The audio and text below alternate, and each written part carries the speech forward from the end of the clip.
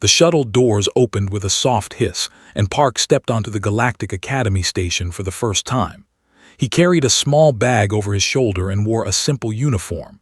He looked around with wide eyes at the massive hallway before him.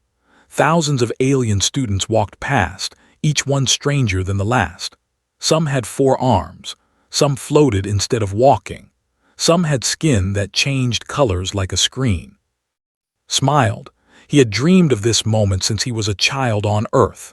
He wanted to study alien life, to learn about creatures from distant worlds, and now, finally, he was here. But something was wrong. The aliens near him had stopped moving. They stared at him with wide eyes, trembling mouths, and shaking limbs. A small creature with soft blue fur let out a high scream and ran away. 2 tall beings with long necks pressed themselves against the wall as if trying to disappear. Looked behind him, thinking maybe something dangerous had followed him off the shuttle, but there was nothing there, just him. A security officer approached. The officer was a species known for their thin bodies and calm nature, but this one did not look calm. His 3 eyes blinked rapidly as he held up a scanner toward. The scanner beeped loudly. Red lights flashed. Class 9 confirmed, the officer said, his voice shaking slightly. Terran, human, origin planet Earth. Raised his hand slowly. I have all my papers. I am an exchange student. I was invited here. The officer nodded but did not relax. Yes, we received your documents, but we must follow safety protocols. Please come with me. Followed the officer through empty hallways. Every time they passed other students, the students would freeze, gasp, or quickly move away. His heart sank. He had expected curiosity, maybe some nervousness, but this was pure fear. The officer led him to a small office where a tall woman waited. She introduced herself as instructor, the head of the Survival Fundamentals Department. Please sit, she said, pointing to a chair that looked too small for. He sat anyway, and the chair groaned under his weight. Instructor studied a screen filled with information. Park, age 19, first Terran student in the history of this academy. She looked up at him. Do you understand why everyone is afraid of you? Shook his head honestly. No, I just want to study here. I am not dangerous. Made a sound that might have been a laugh. She turned the screen toward him. It showed information about Earth. Your planet has a gravity pull 1.5 times the galactic average. Your atmosphere contains a gas called oxygen, which is poisonous to 30% of known species. Your world experiences constant natural disasters, earthquakes, hurricanes, volcanic eruptions, floods. She paused. And you have predators, thousands of species that hunt and kill, including your own ancestors. Looked at the screen. Everything she said was true, but to him it was just Earth home. Your body, continued, is designed for survival. Your bones are dense. Your muscles are powerful. You can heal from injuries that would kill most species. You can function without sleep for days. You can survive extreme heat and extreme cold. You can eat plants and meat and things that would poison others. She leaned forward. You are, by every scientific measure, one of the most dangerous organisms in the known galaxy, and you walked onto this station like it was nothing. Did not know what to say. I am sorry. Do not apologize. It is not your fault. It is simply what you are. Stood up. You will be given a private dormitory in Section 7. It is reinforced. For your safety and the safety of others. You are exempt from survival fundamentals training. Exempt why? Because the course would not challenge you. It is designed to teach students how to survive mild dangers. You come from a world where children learn to survive before they learn to read. Wanted to argue, but he could see there was no point. He followed another officer to his new dormitory. It was a small room with thick walls and a heavy door. The bed was made of some kind of metal. The window showed the stars outside. He sat on the bed and looked at his hands. Strong hands, dangerous hands apparently. For the next few weeks tried to make friends. He smiled at everyone. He spoke softly. He moved slowly so he would not scare anyone, but it did not matter. Students whispered about him in the hallways. They called him the when they thought he could not hear. One day he sat alone in the food hall, eating a meal that tasted like cardboard. A large alien named approached him, was from a paradise world with no predators and perfect weather. He was big but gentle, with soft green skin and kind eyes. "May I sit?" asked nervously. Nodded quickly, "Yes, please." Sat across from him, keeping his distance. "I want to understand, what is Earth really like?" Thought for a moment. "It is beautiful. We have mountains and oceans and forests. The sky changes color when the sun rises and sets. We have rain that makes everything grow."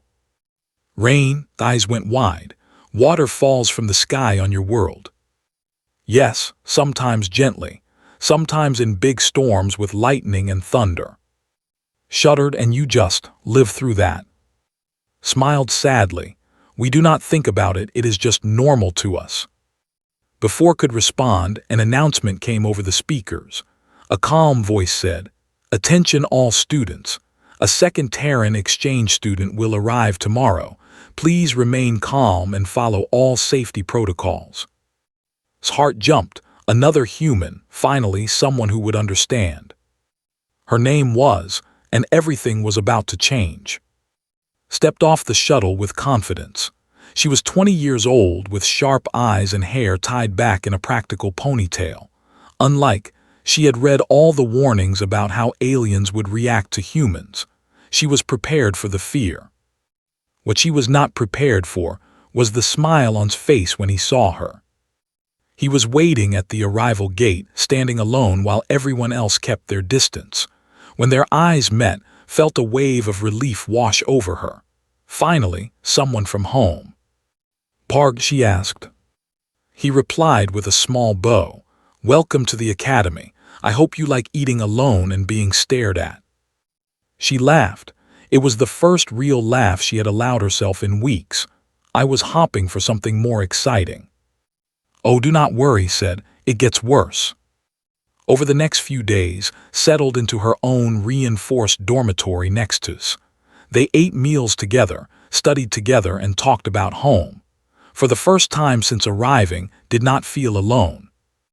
But not everyone was happy about the two humans becoming friends. Was the class president. She was a being with 4 arms and large compound eyes that saw everything.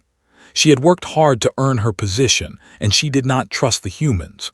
To her, they were wild animals pretending to be students. One evening, she approached the humans in the common area. Behind her stood a group of nervous students, including. "I have a proposal," said, her voice clicking and sharp. "Everyone says Terrans are dangerous. Everyone says you are natural survivors, but I think it is exaggeration. I think your species simply comes from a slightly difficult world, and the reports make it sound worse than it is." And exchanged a look. "What do you want?" asked calmly. "Proof," replied. "I want you to participate in a level 3 survival simulation. It is considered moderately dangerous for most species. If you are truly as capable as the files say, it should be easy for you. If not, then perhaps everyone will stop treating you like monsters." Considered this. A simulation could not hurt them, and maybe, if they showed they were not threats, things would improve. "We will do it," he said. The holographic survival chamber was a massive room that could create any environment. For the level 3 test, it generated a thick jungle filled with rain, predators, and limited resources. The test was designed to last 48 hours. Students were expected to find food, build shelter, avoid dangers, and survive. And 6 other students entered the chamber together. The moment the simulation began, chaos erupted. Thunder crashed overhead. The alien students screamed and covered their ears. Rain poured down, and within minutes, 3 of them were shivering and crying. A simulated predator roared in the distance, and 2 students fainted from fear. She looked back at him. Neither of them felt afraid. "We should build shelter," said simply. "Agreed, I will gather wood, you start a fire." The alien students watched in disbelief as the two humans moved through the jungle like it was a park back home, found thick branches and vines, tying them together into a solid frame, gathered dry leaves and created a fire using friction, something she had learned as a child during camping trips. Within 2 hours, they had a shelter, a fire, and a basic water collection system. Stumbled over to them, soaking wet and trembling. How are you doing this?" "Doing what?" asked, genuinely confused. "This," gestured at everything. "The rain, the darkness, the sounds. How are you not afraid?" Shrugged, "We grew up with this. Earth has jungles, storms, predators. This simulation is actually quite mild compared to some places back home." A growl came from the bushes nearby. A simulated predator emerged, a creature with sharp teeth and glowing eyes. It was designed to test students' ability to flee and hide. Did not flee, he did not hide. Instead, he picked up a long branch he had sharpened earlier.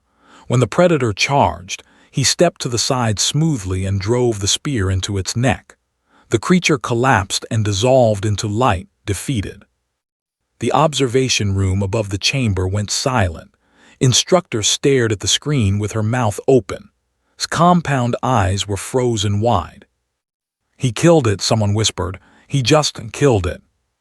The simulation continued. Found edible plants and caught small animals for food. Built traps and secured the camp's perimeter.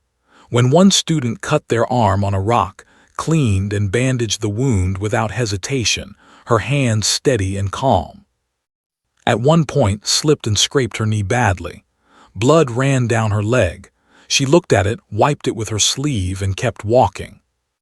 "Does that not hurt?" asked, finally speaking to them directly. "Of course it hurts," replied, "but pain does not stop you from doing what needs to be done." 6 hours after the simulation began and had completed every objective, they had found all the resources, built a permanent shelter, neutralized the predators, and kept every student alive. The 48-hour test was finished in 6 hours. The chamber doors opened. Medical staff rushed in to help the exhausted alien students. Instructor walked in slowly, her eyes fixed on the two humans who stood calmly in the center of the destroyed simulation. "Level 3, she said quietly. "The highest score ever recorded, and you were not even trying, were you?" Shook his head. "We were just doing what felt natural." Nodded slowly. "That is what frightens me." As they left the chamber, an alarm suddenly blared through the station. Red lights flashed everywhere. A mechanical voice announced, "Warning! Life support failure detected in Sector 12. All students evacuate immediately." And looked at each other. Sector 12 was the old part of the station. If anyone was trapped there, they would be in serious danger. Without a word, they both started running toward the emergency. Behind them, watched them go. For the first time, she was not afraid of the humans. She was afraid for them. Sector 12 was the oldest part of the station. It had been partially closed for years, used only for storage and occasional study groups. When the power failed, it became a death trap, and ran through the darkening hallways, pushing past crowds of students fleeing in the opposite direction. Emergency lights flickered and died one by one. The air was growing thin and cold. They found the sealed bulkhead that blocked Sector 12 from the rest of the station. Through the small window, they could see figures moving in the darkness beyond. "There are students trapped inside," said. Examined the door controls. The power was dead, but there was a manual release.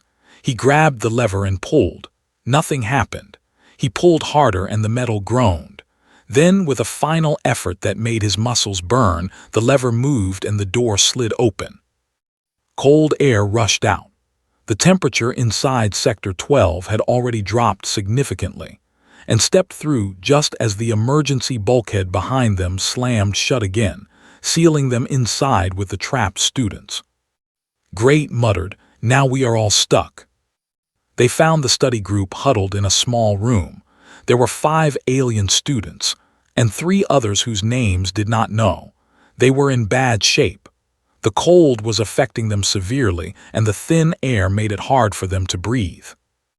One student, a small being with thin wings, had collapsed and was not moving. Rushed to check on her. "Thermal shock," announced. "Her body cannot handle the cold. We need to warm her up now." Quickly removed his jacket and wrapped it around the small student. It was a simple action, but to the aliens, it was amazing. Humans produced so much body heat that jacket was like a warm blanket. "We need to move," said. "The atmosphere is venting somewhere. If we stay here, we will run out of air." His compound eyes were dim with fear. "Move where? The power is gone. We cannot see. We do not know the way." Closed his eyes and thought. When he had first arrived at the academy, he had studied the station maps carefully. It was a habit from Earth, where knowing your surroundings could save your life. He rebuilt the map in his mind, tracing the corridors of Sector 12. "There is a maintenance tunnel," he said, "about 200 meters east. It connects to Sector 11, which should still have power. Follow me." They began moving through the darkness. Led the way, using his hands to feel along the walls. His eyes adjusted to the low light faster than the others. Humans had evolved to hunt at dawn and dusk, and their night vision was better than most species knew. Stayed at the back of the group, helping those who struggled to walk. She spoke to them in a calm, steady voice, telling them to breathe slowly, to keep moving, to not give up. Her words cut through their panic like a light in the darkness. The temperature continued to drop. Frost began forming on the walls. The alien students were shivering violently now, their bodies failing in the cold. But the humans kept moving. To them, this cold was uncomfortable but not deadly. Earth had places far colder than this. They reached a junction where a maintenance hatch blocked their path. Grabbed the handle and pulled. The hatch was frozen shut, sealed by ice that had formed in the failing life support. "I cannot open it," he said through gritted teeth. "Let me help," said weakly, but when he tried to pull, his hand slipped. He was too cold, too weak. Took a deep breath. He positioned his feet, gripped the handle with both hands, and pulled with everything he had. His muscles screamed. His joints ached, but he did not stop. With a terrible sound of breaking ice and bending metal, the hatch tore open. The alien students stared at him. In their worlds, no living creature could do what he had just done. It was supposed to be impossible. They continued through the maintenance tunnel, carried the unconscious student with the thin wings, supported, whose legs had stopped working properly in the cold. They moved as fast as they could, but the air was getting thinner with every step. Stumbled and fell. She could not get up. Handed the unconscious student to and went back for. He lifted her easily, despite her 4 arms and hard shell. To him, she weighed almost nothing. "Why?" asked weakly. "Why are you helping me? I was cruel to you." "You are a person," replied simply. "That is enough." They finally reached the end of the tunnel. A heavy door stood before them, the entrance to Sector 11. Beyond it was safety, warmth, and breathable air. But there was a problem. The door had an emergency manual override, but it was located in a small junction room that was exposed to space. A crack in the outer wall had created a partial vacuum. Anyone who entered that room would have only seconds before the lack of pressure and oxygen killed them. "I will do it," said immediately. "No," grabbed his arm. "It is too dangerous even for us." "How long can you hold your breath?" he asked her. Paused, "Maybe 90 seconds, you." "About the same. That should be enough time to reach the override, activate it, and get back." Struggled in his arms. "You will die. No species can survive vacuum exposure for that long." Set her down gently. He looked at, and something passed between them. An understanding, a trust. "Get them ready to move," he said. "The moment that door opens, you run. Do not wait for me." "Promise me." His jaw tightened, her eyes were wet but her voice was steady. "I promise, but you better come back." Smiled, "I am from Earth. We are hard to kill." He turned and walked toward the junction room. The cold hit him first, so intense it burned. Then the pressure dropped and he felt his body start to react. His lungs ached. His eyes watered and the tears froze instantly. His skin felt like it was being pulled apart. But he kept moving. He reached the override panel. His fingers were numb, barely responding. He found the lever and pulled. Nothing. He pulled again, harder, still nothing. His vision was going dark. He had maybe 10 seconds left. With a final desperate effort, slammed his palm against the lever. The mechanism engaged. The door behind him began to open. He turned to run back, but his legs gave out. He collapsed onto the frozen floor, his body finally failing. The last thing he saw before darkness took him was Face, screaming his name as she ran toward him. Then everything went black. The rescue teams found them 30 seconds after the door opened, had dragged his unconscious body back into the safe corridor, refusing to leave him behind despite her promise. Her hands were bleeding from the cold metal, and her lungs burned from the thin air, but she had not let go. Medical officers rushed forward with equipment and stretchers. They loaded the alien students first, treating them for hypothermia and oxygen deprivation. Was barely conscious, could not speak. The small student with thin wings was still alive, but only because of his jacket. And himself was not moving. "He has no pulse," one medic announced, scanning his body. "Brain activity is minimal. He was exposed to near-vacuum conditions for 97 seconds. 97 seconds, another medic looked confused. "That should be impossible. Most species die after 10. Pushed through the crowd and knelt beside. Her face was pale, but her eyes were determined. "He is not dead. Humans do not die that easily." The medics exchanged worried looks. They had never treated a before. They did not know what to expect. "His body temperature is extremely low," the first medic reported. "His organs are shutting down. We need to." "Wait," the second medic stared at his scanner in disbelief. His heart just started again, on its own. Everyone fell silent. His chest rose and fell, once, twice. His fingers twitched, his eyelids fluttered. "How?" the first medic whispered. "That is medically impossible." Allowed herself a small smile. "On Earth we call it stubbornness." They brought to the medical bay and placed him in a recovery pod. The machines worked to stabilize his temperature and repair the damage to his body. The doctors monitored him closely, taking notes on everything they observed. What they found amazed them. His body was healing itself. Damaged cells were being replaced. Injured tissue was regenerating. His immune system was fighting off infections that would have killed other species. The whole process happened faster than anything in medical literature. "Terran biology is remarkable," the head doctor said, reviewing the data. "His species evolved on a world so hostile that their bodies developed extreme survival mechanisms, rapid healing, efficient resource use, the ability to function under conditions that should be fatal." She looked through the pod's window. He was clinically dead for almost 2 minutes, and now he is recovering as if nothing happened.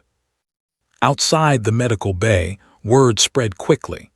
The alien students who had been rescued gathered in the waiting area, along with dozens of others who had heard the story.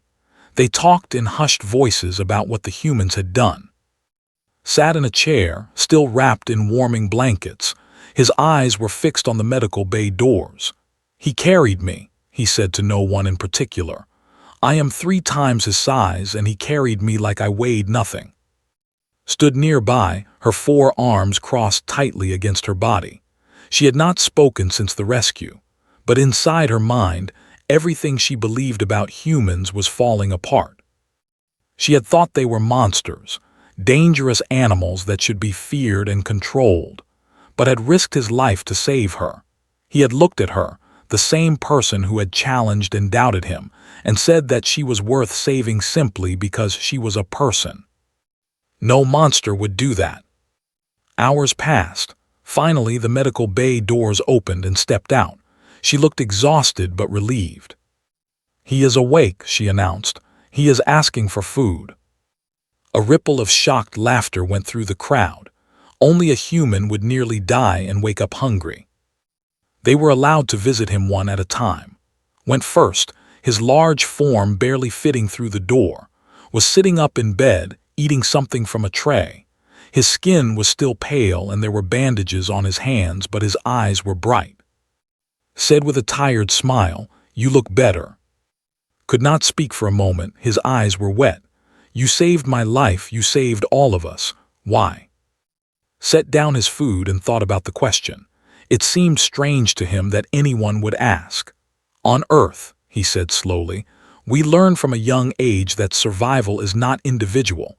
We survive together or we do not survive at all. When I saw you in danger, I did not think about whether you were human or alien. I just saw people who needed help." Bowed his head. "I was afraid of you when you first arrived. I am sorry." "Do not apologize, I understand. We must look very strange to you," smiled again. "But I hope you see now that being strong does not mean being cruel. On Earth, the strongest often protect the weakest. That is what makes us human." When came to see him, she did not know what to say. She stood at the door, her compound eyes studying him like she was seeing him for the first time. "I was wrong about you," she finally said. "About both of you." Nodded. "I know it is okay." "It is not okay," his voice cracked slightly. "I treated you like animals, like threats to be contained, but you nearly died to save me. You did not hesitate, you did not ask for anything in return." She paused. "How do you live like that, always willing to sacrifice?" Was quiet for a moment. Earth teaches us that life is precious because it is fragile. We lose people all the time to accidents, diseases, disasters. So we learn to value every life. We learn that helping others is not weakness. It is the only way to survive a world that wants to kill us. Nodded slowly. She did not fully understand, but she was beginning to. Later that night, when the visitors had gone, came back to sit with. The medical bay was quiet except for the soft hum of machines. "You scared me," she said softly. "I thought I lost you." Reached out and took her hand. His grip was weak but warm. "I am sorry. I did not mean to scare you." "You were dead." Your heart stopped. "The doctors said it was impossible for anyone to survive what you went through." He smiled. "Then I guess I did the impossible." Laughed and wiped her eyes. Typical Earth thinking. They sat together in comfortable silence. Outside the window, stars drifted past. Somewhere in the distance, the Academy Council was meeting to discuss what had happened, to discuss what humans really were. But in that moment, and did not care about politics or classifications. They were just two people from a difficult world, grateful to be alive. And grateful to have found each other.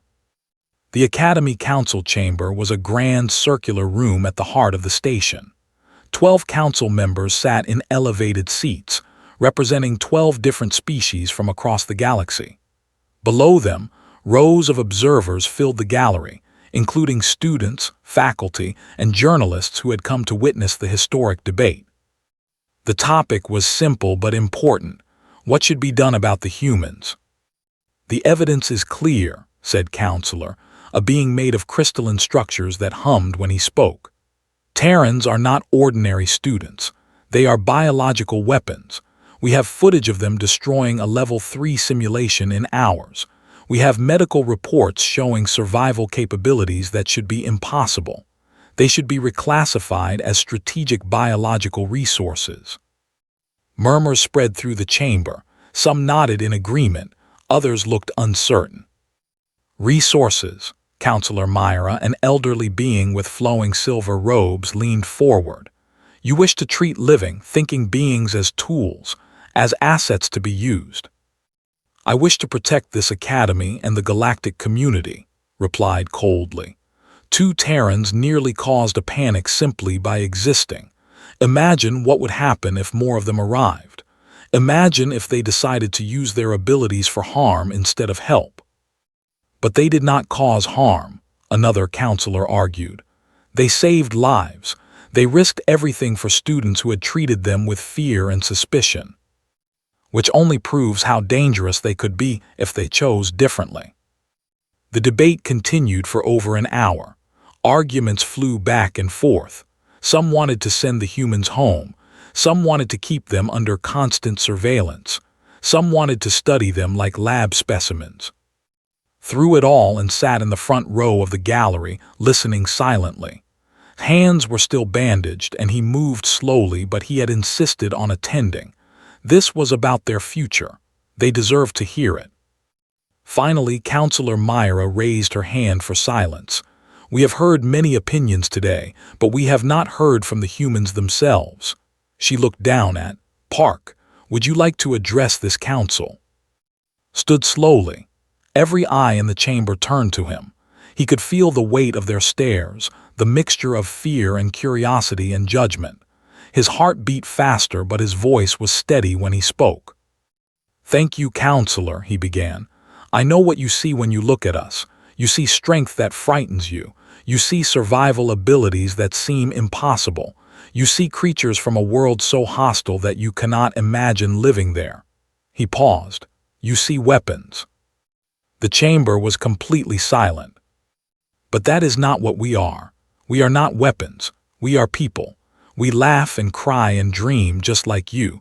We form friendships and fall in love and fear death just like you. The only difference is the world that shaped us. Looked around the room, meeting as many eyes as he could. Earth did not make us cruel. It made us resilient. It taught us that life is precious because it can be taken so easily. It taught us that community matters because alone we are weak. The strength you fear in us comes from the same place as our compassion. They are not separate things. They are the same thing. He took a deep breath. In that corridor, when I chose to enter the vacuum, I did not think about whether the people I was saving were human or alien. I did not calculate whether they deserved my sacrifice. I saw living beings in danger and I acted. That is what being human means to me. That is what Earth taught me. Counselor's crystals flickered with impatience. Pretty words, but they do not change the facts. You are dangerous. Yes, admitted. We are dangerous, just like fire is dangerous, just like water is dangerous, just like knowledge is dangerous. He spread his bandaged hands. But fire also gives warmth. Water gives life. Knowledge gives progress. The question is not whether something is dangerous. The question is how it is used. Stood up beside him, her voice was clear and strong. We came here to learn. We came here to understand the galaxy and find our place in it. We did not come to be studied or feared or controlled. We came because we believe that humans and aliens can be friends, can be partners, can build something better together. She looked directly at the council. You can send us home. You can lock us away. You can treat us like weapons or resources or threats. But if you do, you will be proving that the galaxy is not ready for peace. You will be proving that fear is stronger than hope. Her words hung in the air like a challenge. From the gallery suddenly stood up. Her voice echoed through the chamber. I was wrong about the humans. I thought they were monsters, but when our lives were in danger, they did not hesitate to help us. Park nearly died saving me, someone who had treated him with nothing but suspicion. She looked at the council with fierce determination. If this is what humans are, then I want more of them here, not fewer. Rose next. I was afraid of them too, but explained something to me. On Earth, the strong protect the weak. They do not dominate them. They do not exploit them. They protect them. His gentle voice was filled with emotion. Is that not what we should all aspire to be? One by one, other students stood. Aliens who had watched the humans in the simulation. Aliens who had heard the stories from Sector 12. Aliens who had seen courage and compassion instead of violence and conquest. Counselor Myra smiled softly. It seems the students have made their position clear. The council voted. It was not unanimous, but the majority agreed. Humans would remain classified as students, with full rights and privileges. A new cultural exchange program would be established to bring more Terrans to the Academy in the future. When the decision was announced, the gallery erupted in applause, and were surrounded by students congratulating them, thanking them, welcoming them. For the first time since arriving, they truly felt like they belonged. 1 year later, the Academy held its graduation ceremony in the Grand Courtyard. Thousands of students from hundreds of species gathered to receive their diplomas and begin their journeys into the galaxy. And stood among them, wearing the same robes as everyone else. They had completed their studies with honors. They had made friends they would keep for life. They had changed minds and opened hearts. After the ceremony, instructor approached them. The woman who had once looked at them with barely hidden fear now smiled warmly. "I have taught 1,000 species over my career," she said. "Beings from paradise worlds and nightmare worlds and everything in between, but I have never met anyone like you." "Is that a good thing?" asked with a small grin. Laughed, "I believe it is. You showed us that strength and kindness are not opposites. You showed us that being dangerous does not mean being evil." She reached out and placed a hand on each of their shoulders. "You showed us what humanity really means." Smiled, "We are just humans, nothing special." "No," replied. "You are exactly what is special about humans. The galaxy is lucky to have you." As the sun set over the Academy, casting golden light across the courtyard, and walked together toward their shuttle. They were going home to Earth for a visit before starting their new jobs as xenobiology researchers. But they knew they would return. This place, these people, had become part of their story, and their story was only beginning. Behind them, alien students watched them go. There was no fear in their eyes anymore, only respect, only admiration, only hope. Word was already spreading across the galaxy.